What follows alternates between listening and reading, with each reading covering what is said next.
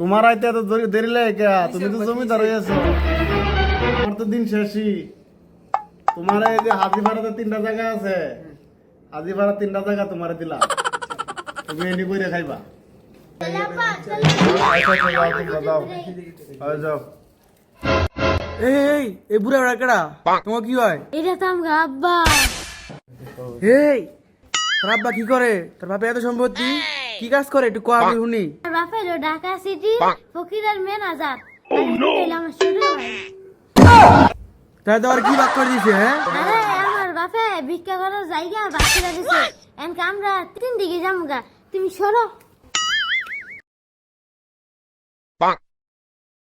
কি রে ভিক্ষা করে এত লাভ জানতাম না। তুই তো দে বাবা, দে বাবা, তুই তো আছে বস্তা বস্তা, এটা বস্তা